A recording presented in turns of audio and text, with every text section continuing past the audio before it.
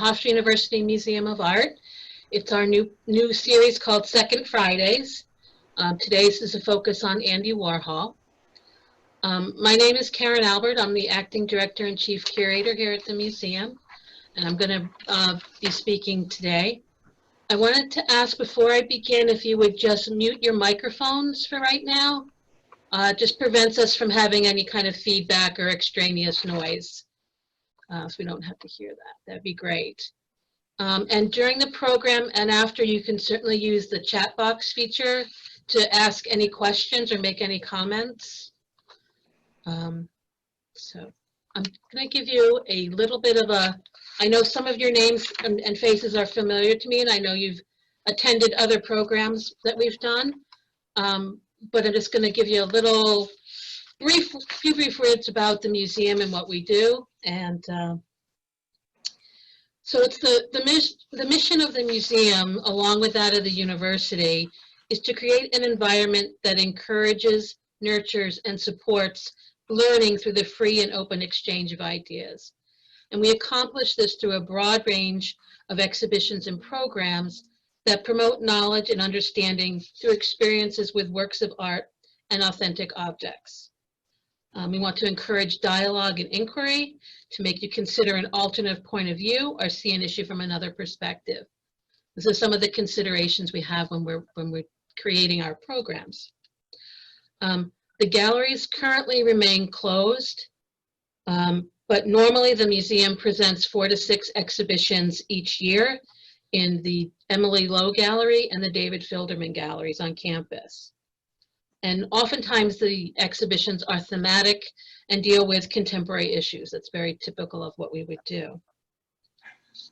So as I mentioned, this is a new series of virtual programs for the fall since the galleries are closed. And they're called Second Friday, so it's going to be every second Friday at 3 p.m. And we're going to focus on different aspects of the museum's permanent collection. So what I need to move my slide forward. So just to tell you a little bit about the museum's permanent collection, it contains more than 5,000 works of art. It's mainly American and European, and about half of it is prints. But we have drawings and paintings and sculpture and photograph and all kinds of different media. We also have a large collection of African art, Asian art, Melanesian art, and works from Central and South America. So the vast majority of the collection has been donated over many years, with the exception of a couple outdoor sculptures that were specially fundraised for. And some of the oldest pieces in the collection are from 1500 BC, and then we have late ones from just a few years old. So it's a broad-ranging collection, and it's got some fascinating things in it. And I think people don't know enough about it, which is part of our impetus to do these type of programs. We do have on our website, which the website address will be at the very end of the program, but it's hofstra.edu/museum. It's not too hard to remember, but we do have an online database that has about 1,500 of our works that you can search, and most of them have images. So it just gives you a little bit of an idea about what's in the collection. But today we're going to talk about Andy Warhol. And in the museum's collection, we have 153 photographs by Warhol that are Polaroids and gelatin silver prints, which are traditional black and white prints. And we have 11 screen prints. So we're going to talk about those different things, and I'll explain why we have those kind of pieces. So just a little bit of background about Andy Warhol. Most people are familiar with him, so I'm not going to go into a whole long biography. But he was born in 1928 and he died in 1987. He was originally from Pittsburgh, and he studied at the Carnegie Institute of Technology in Pittsburgh. He moved to New York City, and he worked as a commercial artist and an illustrator at first. He also did window display design. So there's a lot of that illustration and advertising background in some of his work.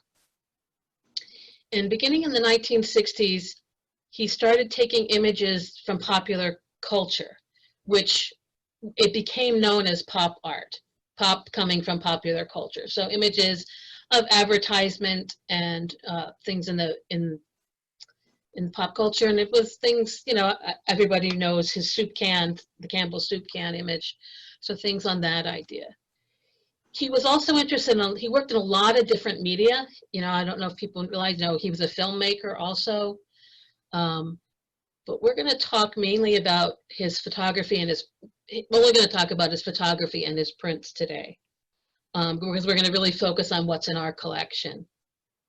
And then after his death in 1987, there was a foundation created, the Andy Warhol Foundation for the Visual Arts.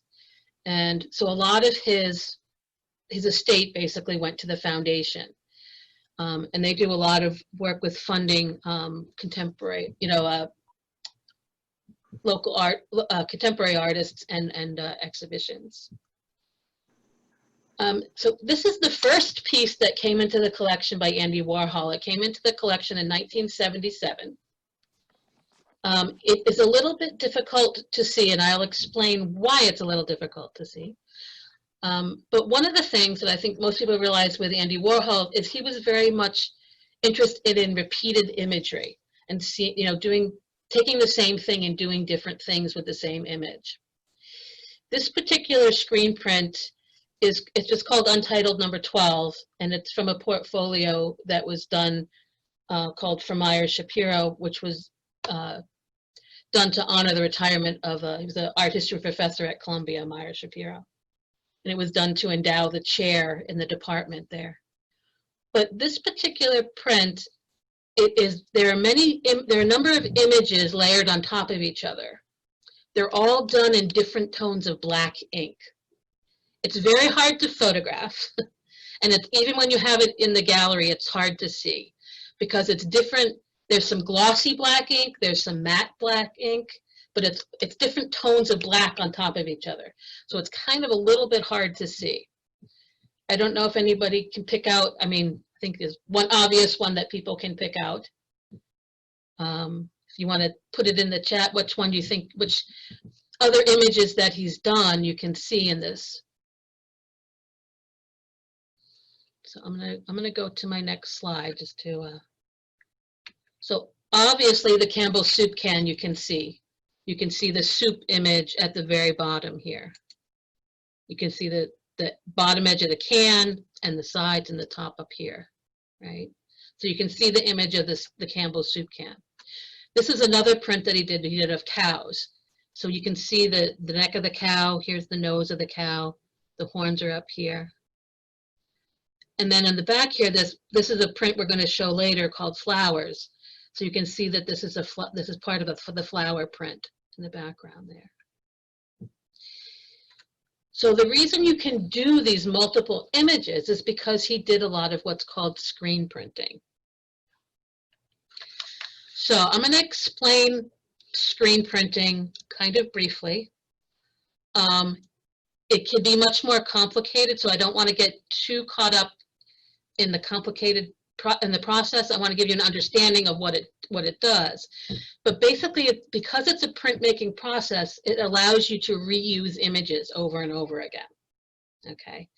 The example I'm going to give you is not one of Warhol's. It's just an example from that, just to show you what it is.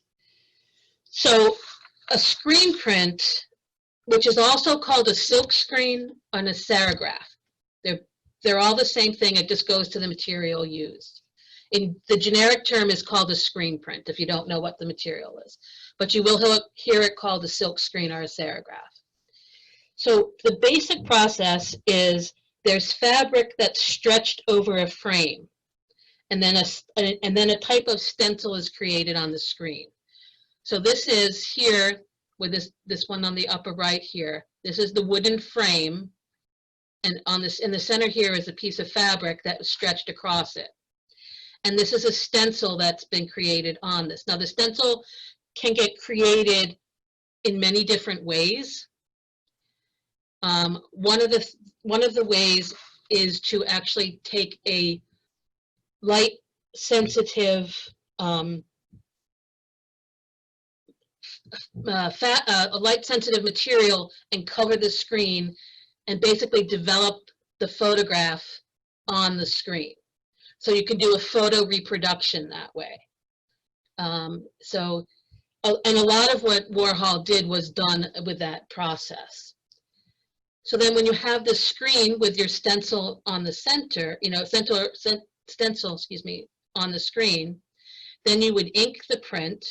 And the one on the bottom left here, to the right, you can see the kind of squeegee that forces the ink through the stencil onto the paper below. So then when you lift it up, you have on the bottom right here, you see the resulting print. That's kind of a brief explanation of how screen printing works. There are many videos on YouTube. If you just do YouTube and you do screen print process, they'll show you more in detail of how it works. I didn't find one that was kind of short. They were all very long, so I didn't want to take the time to do that during this presentation. But basically, with a printmaking process, and particularly with the screen print process, it allows you to use this over and over again. For example, this screen print with this woman's head, you could print 100 of them. You can print it in different colors. You can print it on different paper. You can print it on fabric. You can reuse the screen as long as that stencil holds up. You can keep reusing it. And that was one of the things that Warhol liked about screen printing, was he would reuse images often. And that's why when I showed you, whoops, I went back, here, these are also the Campbell Soup can and the cow are screen prints that he did at one time. He took those screen prints and combined them to make this other one, to make this black print. So that it's a way of reusing your images and making different layers of the image. So that was very typical of one of what things that attracted him about screen printing was that reusing of the image. Because you can also, and I'll show, there'll be some later on, you can change the colors, like the cow comes in all kinds of different colors. You can change, the cow can be yellow and the background can be green, and that's just using the same screen, but you're using different colors, ink. So it allows you a lot of flexibility to do those kinds of repetitive images. So that's a brief little synopsis about how screen printing works, okay? So this is the second print that's in the collection that we got. This was from 1983. We received this print. The print was done in 1964. This print is called Birmingham Race Riot. It was actually taken from a newspaper photo that was first published in Life magazine. So in this case, instead of appropriating an advertising image like this Campbell Soup can, he appropriated a photograph from the magazine to use. And he manipulated it. He crops it differently. He heightens that contrast of the black and white. And very consciously, he prints this in black and white. He's not using color in this particular one, which we all, Warhol his color is one of his big things, but in this particular image, he didn't.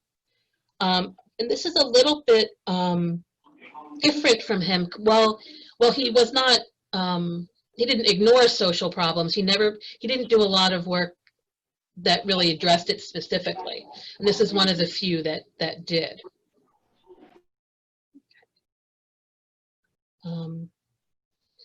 So at this point, so by the early 1980s, we had 2 Warhol screen prints in our collection, the 2 that I just showed you, which are somewhat typical, but not 100%.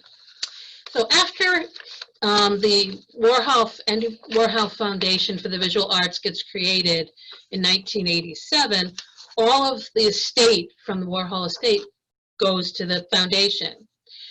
Well, one of the things that they discovered when they started going through the materials was that Andy Warhol always had a camera with him, and he took tens of thousands of photographs. And when the foundation realized they had all of these photographs, they didn't know what they were going to do with them all. So they created the Andy Warhol Photographic Legacy Program in 2007. And they've donated, over a couple of years, they donated more than 28,500 photographs to American colleges and university museums. And the agreement was they would give you the photographs, a combination of Polaroids and gelatin silver prints, for your collection, and your responsibility when you took them was to make high-resolution digital images of them and then send the digital images back to the foundation. Because then the foundation had a record of all of the images, all of the photographs, but they didn't have to store them all. So they looked at it as a research repository. They would have the digital images, and then each of the different college and university museums that received the gift had the photographs. So we have 153 Polaroids and black and white prints by Andy Warhol. I'm just showing you an example here of the Polaroid on the upper right and the photograph, the gelatin silver print on the black and white photographs beneath. Those happen to be both of Truman Capote. Because, Andy Warhol, he was a celebrity in his own right, and he took photographs of a lot of things, kind of everywhere he went. He was known for having a camera with him. One of the ways he used the photographs was in preparation for portraits that he would do. He would take sometimes ranging from a few dozen to even 100 Polaroids of the subject he was going to do a portrait of in different poses and different ways. Now, I don't know if anybody knows who this is. Anybody wants to write it in the chat?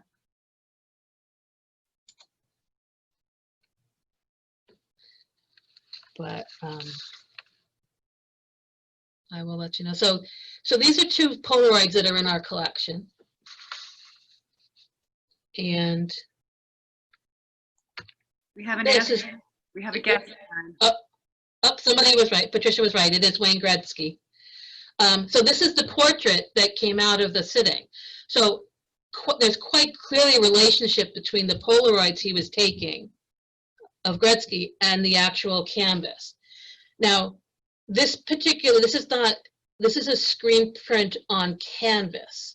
So it's not the same as a screen print on paper, but it is the same process, the same stenciling process that he used.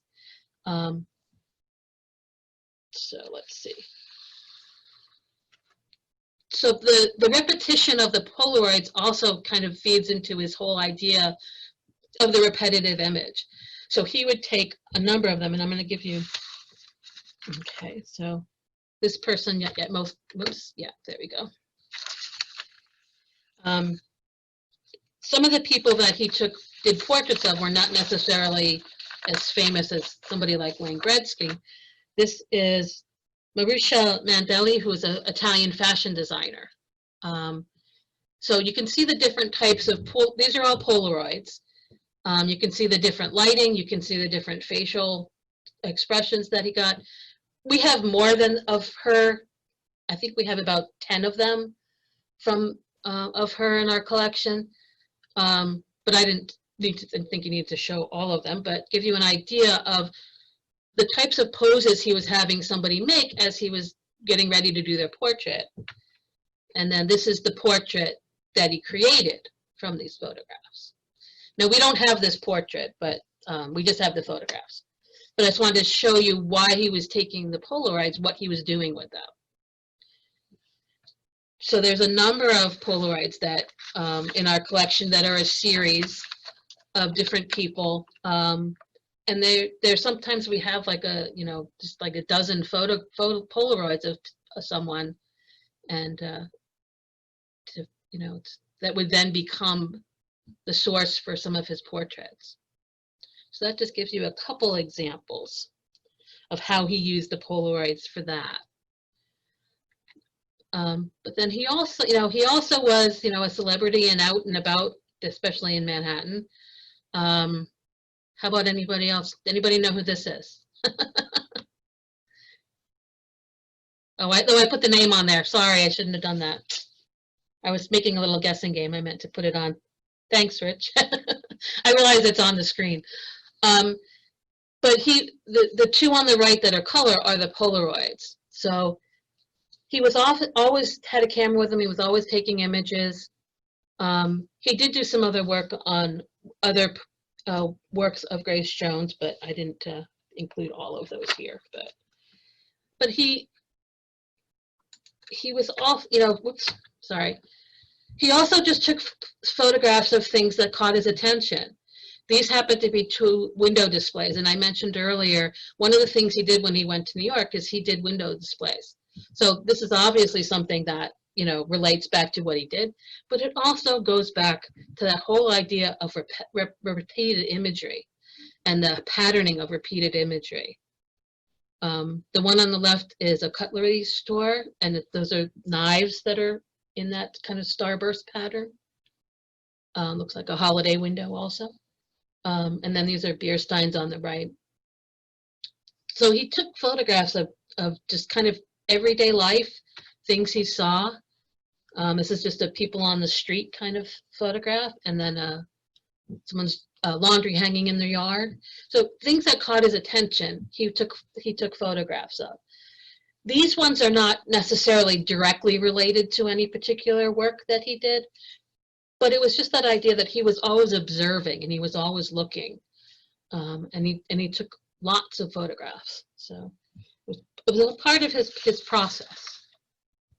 So okay, and then in 2013, the Photographic Legacy Program contacted us and said, since you're a participant in the Legacy Program, would you like some screen prints too?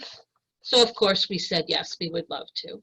So they gave us 9 screen prints over 2 years from the Warhol Foundation.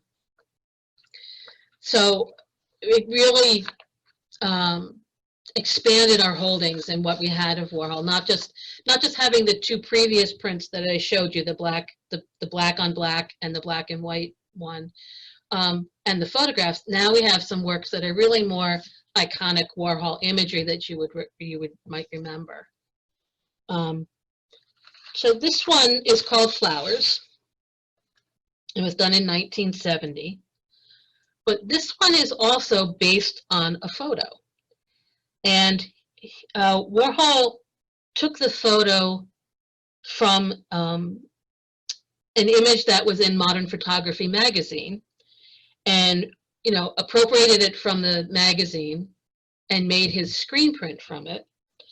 But actually that was an infringement of the artist who did the photo copyright. So there was a legal suit, and she sued him for copyright infringement, and they did settle on it. Because he needed to have her permission to do that. So this is the photograph that he took this inspiration from. So and these are the types of the flowers. He did also very much a repetitive in various colors, in various, I think I did, let's see. Oh, nope, I didn't. He did a series where there's different colored backgrounds, whereas in our print here, what looks very yellow is actually green grass. And in some prints, it's very green. Ours is very yellow. But this is that whole idea of the screen print, where he would do a whole series. He did a series of 10 of these flower prints with all different color variations, so that there's all different tones that you can imagine. And that was very typical of how he would work, where the one image would be done in, 10 different versions of. And then this is the one that I showed you at the beginning. This is Brooklyn Bridge from 1983. It was actually created to commemorate the 100th anniversary of the Brooklyn Bridge. The Centennial Commission commissioned him to do the screen print. And it's a very typical Warhol design in the sense that he uses very much sections of color, these little rectangular blocks of color. But he also incorporated a vintage photograph of the Brooklyn Bridge. So you can also see that the image of the bridge it's not only double, but it's also reversed, right? So in the tall pier is on the left and then it's on the right. So that goes to being able to use the screen print, because the stencil, you would just flip it over and push the ink through the other way, so that you could do that and fairly easily. Screen printing also lets you really get these flat areas of color. That's generally a sign of a screen print, when you have these blocks of kind of solid, very saturated color. And it has to do with, you basically letting the ink go right through that screen onto the paper. The other thing that I didn't mention that I should mention is every time you have a different color on a screen print, you're using a different screen, a different stencil screen. So there would be a screen for the red, there'd be a screen for the yellow, there'd be a screen for the pink, there'd be a screen for the purple, there'd be a screen for the aqua color. Okay, so because there's different screens for each area, you could then make different variations with different colors, because each screen will let you do that. That don't being clear. So, and then this one is from the Reigning Queen's Royal Edition. This particular image is Queen Ntomi from Atwala of Swaziland. And this was a portfolio of 4 female monarchs, and there was 4 versions of each of them. So there was a 16 total. And they were female monarchs who ruled in their own right. So there's basically symbols of female power, and this was done in 1985. So, so the subjects were, I'm going to show you. The one on the left, this is the one that we have in our collection. And then the 4 here, these are the 4 different queens that he did. Queen Elizabeth II of the United Kingdom, Queen Margaret II of Denmark, Queen Beatrix of the Netherlands, and Queen Twala of Swaziland. So that those were the 4 that he chose to do. The images were taken from some of their official portraits. So there was a photographic portrait that he took the image from. They didn't sit for him or pose for him. And then this is what I mean by being able to do variations. So these were the 4 subjects, and then for each subject he had 4 different variations. So on the right here you can see the different color schemes that he created using those same screens over and over again and changing the colors. This one on the bottom left is very close to what ours is. Ours also is a little bit special because it was the Royal Edition, and it included diamond dust that was put on certain colors. You can't really see it, unfortunately, you can't really see it in the image here, but it very much glistens right around her necklace, right up in here. You can see it in the light, when you see it in real life, you can see the sparkle from the diamond dust, which gives us this really nice sheen on it. So there was a series that were done with that. So those gives you some idea of how the connection between Warhol and photography, and how he really used it as an inspiration, and based a lot of his work on photographs that either he took or were already existing. So that is, yeah, okay. So if you have questions, we're happy to answer questions if you want to type them in the box. If there's anything in particular you want to know, I'll try to do my best to answer. I think that it's the idea of doing the repetition was very much what he was into, and that screen printing process really allowed him to explore that. And the idea that you can take the one image and then change the colors to be so different, whether they were more realistic or whether they were more kind of almost surreal coloration, makes it very interesting. So, does anybody have any questions, any comments? You could feel free to unmic yourself if you just want to ask, if you don't want to type it in. No?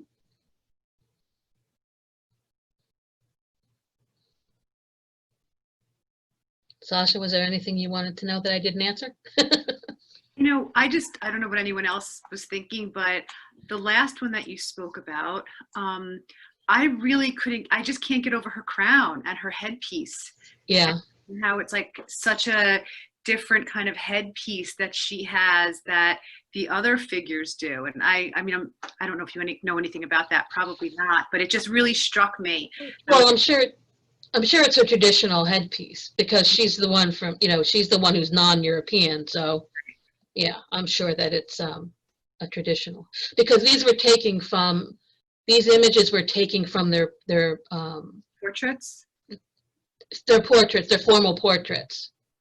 Right. So the images that he used were formal portraits of these queens. So he wasn't just making up what they were looking like, I'd love to see the real headpiece because it just looks like a sunburst. I didn't look for that. Yeah. My curiosity. If you Google her name, you might find the original photograph. I think I will. It's very interesting. Yeah. We do have one comment just saying, I love this variation, beautiful colors. Yeah. And that's one thing that's part about when an artist chooses the process they're going to use. He's choosing screen print very specifically because he knows he can reuse these screens and he can try it in different colors. And that he can, do it with either more or less and come up. I mean, because there are variations on here, and whether I don't know how much you notice. It's kind of like one of the differences in these things. But in our print, she's got kind of the scepter is kind of on the right hand edge of this print. But in the variations, you can see it's on the left over here. And this little rectangular kind of feature shows up on the left on our print, but it's on the lower right over on these ones. So that's because you can take that screen that would just have that green rectangle, and you can put it anywhere you want, so it can be lower. Or on this one, I don't even think it's, I'm going to move people over. On the one on the right, I don't even see that rectangle. So that's what the screen printing thing allows you to do, because each color is a different screen. So you can manipulate, adding things, moving things around. And it lets you, without not changing the entire image, but you can make variations of. There is one more comment. Actually, another one just popped up. Yeah. So if you want it from Deidre and Marion.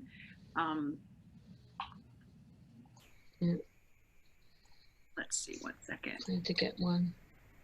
Can you see? So yes, I see. Yeah. Okay. Yeah, because these are all. I didn't show you the whole 16. I'm just showing you 4 examples of the different 4 queens, and then the 4 of Queen Naomi Twala from Swaziland, because that's the print that we have. But there are variations. There are 4 variations for all 4 of these. So, yeah. And I mean, and if you know, if you're familiar with Warhol's work at all, somebody's mentioning Marilyn Monroe, you know, definitely doing portraits and then doing, you know, multiple portraits, you know, in usually 2 or 4 kind of panels. That would be very typical of how he would work. And he would change the color and change the, you know, not necessarily change the pose of the portrait, but definitely the colorations would change. And whether you're screen printing on paper, which is what these are, or if you're screen printing onto canvas, it's going to give you a similar, the canvas is going to have probably a little more texture, so it'll be look a little different, but screen print's going to give you kind of that saturated, solid color. So that's currently assisting other callers. Please yeah. stay on the line, and your call will be answered by the next. Somebody's phone is somebody's. So this kind of is a good segue if nobody has any more comments. So our next second Friday is going to be October 9th, and we're going to talk about what is a print, the different printmaking techniques, one of which is screen printing, which I'll go into a little more depth. So if you're interested in learning more about prints, that'll be in October, and the links are on our web page, which is hofstra.edu/museum, and there, if you look under our calendar of events, all of these virtual programs are listed there, and you just have to click in advance to register. And if nobody has any more questions or comments, that would be. Yeah, I think we're good. You're good. Okay. Well, I thank you all for joining us. I hope you found it interesting. I don't mean to interrupt you, Karen. There was one quick one that did come in from Susan. I was first introduced to Mr. Warhol when he did Sunday newspaper horoscope paintings. So I don't want her comment to be missed. Fun fact. No, he did a lot of very, you know, that whole idea of pop art is based on popular culture. So anything was fodder for him to work on. So I appreciate everybody coming and listening, and hope you enjoyed it, and come back again next month and we'll talk about what is a print and what the difference between a print and a painting is. That's one of those basic things. So you got a little bit about that here when I talked about the screen printing method, but great. So thank you. You're welcome. Thank you. You're welcome.